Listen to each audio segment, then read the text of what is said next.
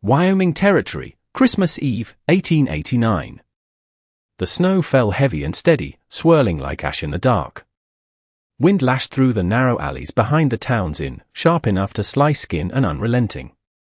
It was the kind of winter cold that punished the unprepared, and out here, Leanne was painfully unprepared. She sat near the fire pit, its embers long since faded into a bed of dull red. Her back pressed against the icy timber wall of the inn, legs tucked to her chest, arms wrapped tightly around them. A tattered red cheongsam, the silk thin and foreign against the brutal Wyoming elements, clung to her shivering frame. It was a dress meant for a wedding, for celebration, not for freezing to death in an alleyway. Her boots were damp, and her fingers shook uncontrollably. Her stomach cramped from hunger, she had not eaten since the morning before last. Her small cloth bag lay beside her, the embroidery frayed, her grip on it as tight as her jaw.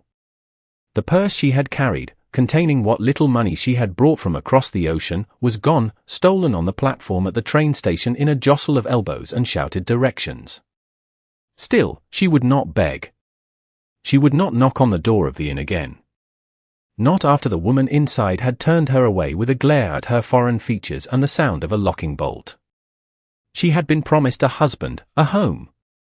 Instead, she sat behind a building on Christmas Eve, discarded like refuse. Footsteps approached, wet, heavy boots trudging through the snow. Leanne looked up. A man reeking of whiskey stumbled into the alley. He paused when he saw the flash of red silk against the white snow. "Well, now," he slurred, grinning through yellowed teeth. "Aren't you a vivid little thing?" She stiffened. He took a step closer. "What's a girl like you doing out here alone?" She said nothing. Her heart pounded, and her fingers gripped the handle of her bag. Another shadow joined his. Leanne recognized the second man instantly, Mr. Finch, the broker from the train station. The one who had organized her placement. "Look at that," Finch sneered. "Knew she'd end up here. Guess your future husband didn't want a Chinese bride after all, did he?" Said he ordered a wife, not a curiosity. They spoke around her like she was a package gone undelivered, something broken. The drunk chuckled. Figure someone ought to get use out of her. Leanne stood too fast. The alley spun, but she caught herself against the wall. "Stay back," she warned, her voice trembling but sharp. The drunk stepped forward. "Don't make a fuss, sweetheart. Cold night, good company. We can all stay warm." Her back hit the wall. There was no more room to retreat. She kept her bag between them like a shield. She was trembling, not just from fear, but from weakness, hunger, and the bone-deep cold. "You do not get to fall," she told herself. "Not tonight." That was when she heard it. The distinctive click of a hammer being pulled back on a revolver. The sound cut through the wind like a whip crack. The two men froze as hoofbeats approached. A figure appeared at the end of the alley, tall and broad-shouldered, wearing a duster coat heavy with snow and a low-slung gun belt. He said nothing as he walked forward, but his presence shifted the air. He stopped just behind the drunk and the broker. "You have somewhere else to be," the stranger said, his voice low and calm, with the gravelly edge of a man who didn't waste words. The drunk glanced back, trying to sneer, but faltered when he saw the tied-down holster on the man's thigh. This was a gunslinger, not a town sentiment. "We were just going," the drunk stammered. The men hesitated, then, grumbling, they slunk away down the alley, not daring to look back. Silence returned. Leanne stood there, still pressed to the wall, barely breathing. The man turned to her now. His gaze moved over her quickly, her shaking hands, the tattered red silk, the bruised pride, and the way she refused to cower despite it all. His voice was quiet but clear. "Is there anyone waiting for you?" She blinked. No one had asked her that. Not since the train. Not since the man who promised marriage took one look at her face and vanished. She shook her head just once. The man took off his heavy duster coat and stepped forward. He placed it around her shoulders, slow and certain. Then he looked her in the eyes. "Get up," he said. "You're coming home." Leanne's lips parted. She almost asked what he meant, but he was already turning. A wagon stood parked beyond the alley. Inside, bundled in thick quilts, 4 children watched quietly from beneath the canvas. Leanne looked down at the coat around her, heavy, warm, smelling of tobacco and pine. She took one breath. Then she followed. Jericho's ranch was a long ride from town. The wagon creaked along the snow-packed trail, wheels crunching softly beneath the weight. Leanne sat quietly beside Jericho, wrapped in his coat, her eyes fixed on the road ahead. She was afraid that looking around might break the spell and send her back into the cold. The children were nestled under thick quilts behind them, quiet and watchful. She had not asked where they were going. She did not want to know, terrified that if she asked, he might change his mind. Jericho drove in silence. After a long stretch of quiet, Leanne finally spoke.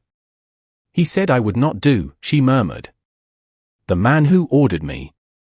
He said he did not know I was Chinese. He wanted a sturdy woman to work the fields, not." This she gestured to her silk dress, giving a soft laugh, bitter and small. "Then he sent me away. On Christmas Eve." Behind them, one of the boys stirred. Sam, the oldest, spoke with a voice direct and unflinching. "Do you have someone to protect you?" Leanne turned to look back. The boy's face was pale and solemn, his gaze far older than it should have been. Her throat closed. She blinked fast, fighting the hot tears. "No," she whispered. "I do not." Neither Jericho nor the children said anything for a moment. Then, quietly, Jericho said, "Around here, children are not chosen. They are kept." No one spoke again for the rest of the ride. The ranch house came into view through the snow, small, sturdy, tucked beneath a low ridge with smoke curling from its chimney. The wagon pulled to a stop, and Jericho climbed down, lifting Toby, still half asleep, into his arms before helping Leanne off the bench. Warmth hit her the moment they stepped inside. The fire in the hearth crackled steadily. The air smelled of wood smoke and something savory. The children followed in one by one as Leanne moved slowly toward the fire. The 4 of them turned to look at her all at once. Sam stood closest, watching Jericho first, then turning to Leanne with calm, unreadable eyes. Ben hovered near the door, eyes flicking toward it as though afraid it might shut again and leave him out. Lily peeked from behind a wooden chair, small fingers gripping the edge. Toby whimpered softly in Jericho's arms, burying his face into the man's coat. Leanne stood, unsure where to step. She had never seen children so still. Without a word, Jericho guided her gently toward the hearth. He pointed toward the wooden bench closest to the flames. She sat slowly, her fingers still trembling. Jericho ladled soup from a pot over the fire and handed her the first bowl. Steam rose in gentle curls, and her hand shook more from gratitude than cold as she accepted it. He looked toward Sam and gave the boy a nod. No words passed between them, but Sam understood. He moved over and made space beside the fire for the others. The children settled in one by one. Leanne took a sip of the soup. It was thin, mostly broth, but warm and real. She glanced up. The children ate without talking, each glancing at her from time to time. No one asked why she was there. No one asked her to leave. And in that silence, something inside her softened. A gunslinger with 4 children. She looked at Jericho, who sat with Toby still in his arms, calm as the firelight flickered across his rugged features. None of them are pushed aside, she thought. Not even the smallest one. The soup was gone too fast. She held the empty bowl in her lap and stared at it, blinking back tears. She had eaten. She was warm. And for the first time in days, Leanne felt safe. The wind howled through the gaps in the wooden walls again, a long, low whistle. But Leanne had barely moved. She sat quietly, watching the children. Ben flinched each time the wind changed pitch, his shoulders rising with every gust. When the soup had been served, he had waited until Jericho took his seat before eating. Lily had taken one look at her bowl and gently pushed it toward Toby. The toddler had already been nodding off, but Lily only picked up her own spoon after checking that his bowl was full. Sam never spoke unless spoken to. He moved with quiet purpose, collecting the firewood and stacking it neatly without being asked. Leanne noticed a pair of worn boots drying near the stove, smaller than Jericho's but older than the rest of the children's things. She had seen Sam put them on earlier. They were scuffed at the toes, well used. They had belonged to him for years, from before. The others wore clothes patched and mended, clearly Jericho's doing. But Sam's coat, though repaired, had history. Leanne did not want to ask, but quietly, almost to herself, she said, "The oldest. He is your real son, isn't he?" Jericho did not answer right away. He looked toward the hearth where Toby was now fully asleep against his chest. Then he said in a voice so low it almost blended with the crackle of the flames, "He is the only one who never had to ask if I was coming back." Leanne looked down at her cup. There was nothing else to say. Leanne woke to the faint scent of cornmeal and wood smoke. The room was still dim, touched only by the glow of a low fire. She stepped out of the room to find Jericho already up, crouching near the stove. "Morning," he said without turning. Leanne murmured a soft reply. Across the room, the children played in quiet clusters. There was a strange kind of calm to them, like they knew someone in the house needed quiet to mend. Sam stacked small wooden blocks. Lily sat curled with a doll made of cloth. Ben was sketching on the frosted window. Leanne moved toward the stove, reaching out to lift a pot, desperate to be useful.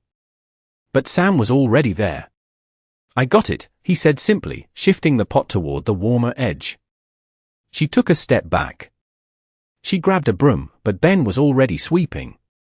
She glanced at the table. Lily had already arranged the spoons. Leanne stood still. No one had asked her to do anything, but there was nothing left to do. She had never felt more unneeded. She walked back toward the door, heart tight. Jericho looked up from the skillet. He saw the stiffness in her shoulders, the way she held herself too straight. Without a word, he wiped his hands and followed her to the porch. The cold met them fast. Jericho picked up a pair of thick gloves and held them out. "Applewood makes the best fire for cornbread," he said casually. "Nobody has ever roasted corn over it quite like you." I'm guessing she blinked at him. It was not a command, nor a suggestion. It was an invitation. Her hands shook as she reached for the gloves. They walked in silence to the edge of the barn where the woodpile Saturday. Jericho handed her a small axe. "I am not very good at this," she murmured. Jericho shrugged.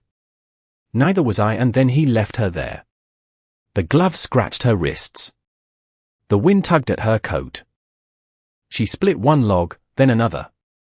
Her hands were clumsy, but her back stayed straight. She lasted 10 minutes before the tears came. She leaned against the wall of the barn, breath shaky. The tears were silent but hard, coming from years of being a weight, a burden, a thing to be traded. Behind her, the door creaked. Lily patted up with a slice of cornbread on a tin plate. "I saved you the corner piece," the girl said. Leanne knelt and took it with both hands. "Thank you," she whispered. She bit into it. She did not need to be perfect. She just needed to stay. The sky had turned a dull pewter grey, and the snow had started falling again when Leanne heard the hooves. 2 men on horseback approached the ranch. Her breath caught.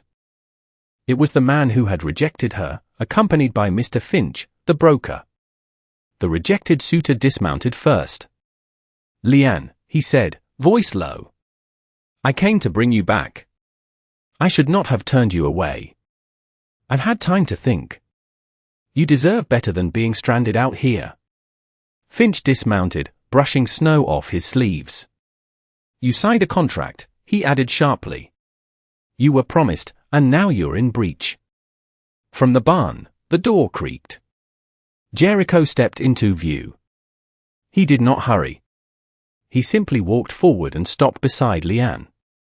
He wore no expression but calm. The wind lifted his coat, revealing the iron on his hip. Jericho did not look at Leanne. His eyes remained on the men. "What does she owe you?" he asked. His tone was not a challenge, it was a finality. The suitor opened his mouth, then closed it. Leanne spoke before they could. "I used to believe I had no other choice," she said quietly. "That being cast aside was the end of the road. But I do not believe that anymore." Finch scoffed. "She is spoken for. We have paperwork." Jericho turned his head slowly. "She walked through snow on Christmas Eve," he said. "With no coat, no food, no place to go. She does not owe you anything." The broker started to say something, but the look Jericho gave him, dark and dangerous, was enough. Inside the cabin, four small faces peered through the glass. The men saw it too. The evidence not just of Leanne's place, but of Jericho's quiet authority. Neither man spoke again. They mounted and rode off, swallowed by the falling snow. Leanne stood still, heart pounding. Jericho looked at her, his gaze steady. The past had come to reclaim her and left empty-handed. The days passed, quiet and unannounced. In the small ranch house, Leanne was no longer a guest. She mended a torn hem on Lily's dress using scraps of red silk from her own ruined cheongsam. The stitches were uneven, but Lily grinned. With Toby, it was simpler. He had begun reaching for her without thinking, tiny hands grasping at her skirt. And with Sam, it was slower. He helped her carry firewood and watched her, measuring who she was by what she stayed for. One evening, Sam sat on the floor while Leanne gently brushed his hair. He did not squirm. Then, without turning, he asked, "Are you going to stay forever?" Leanne's hand stopped. She looked toward Jericho, who was whittling by the fire. "I would like to," she said quietly. "If you all would let me." Sam nodded once. He reached into his pocket and pulled out a small, folded square of fabric. It was an old handkerchief.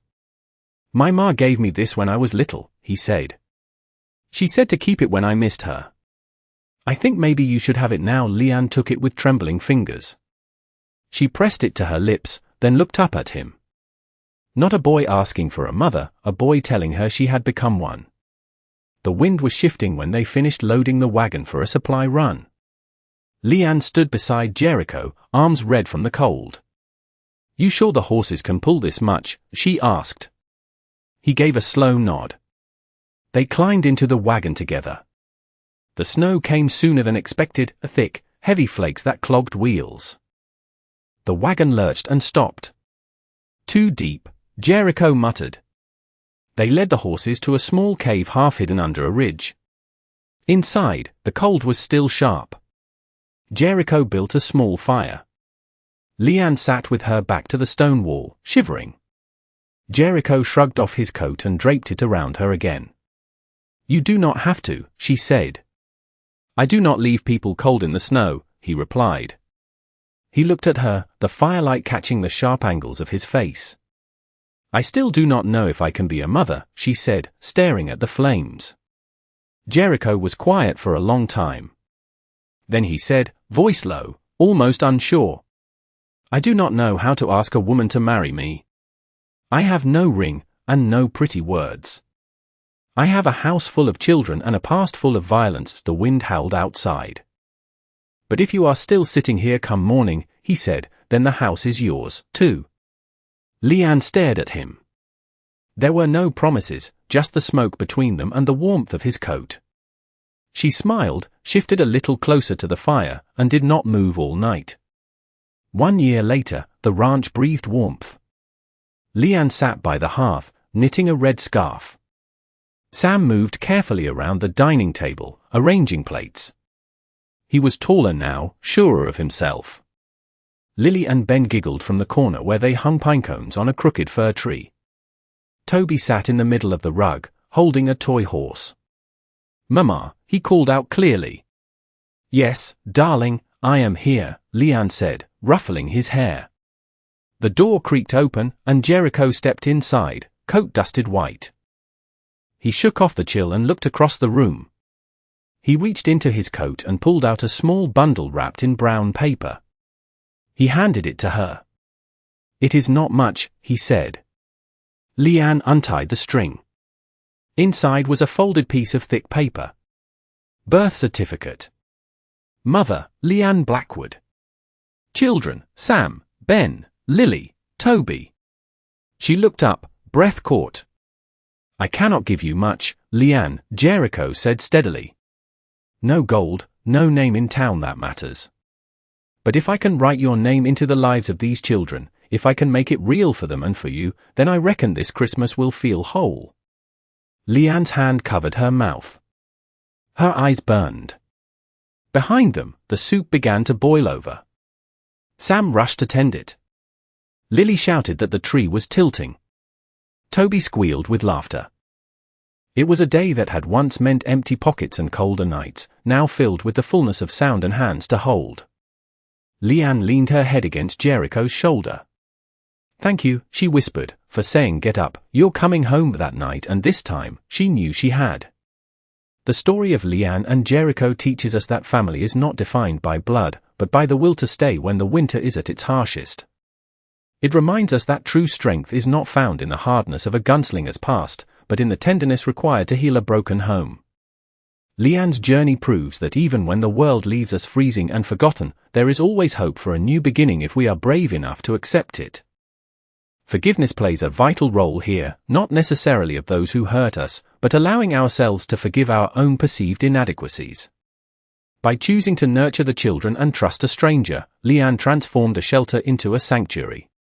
Ultimately, love is the act of saying you belong and meaning it, every single day. What did you think of Leanne's choice to stay and build a life with Jericho?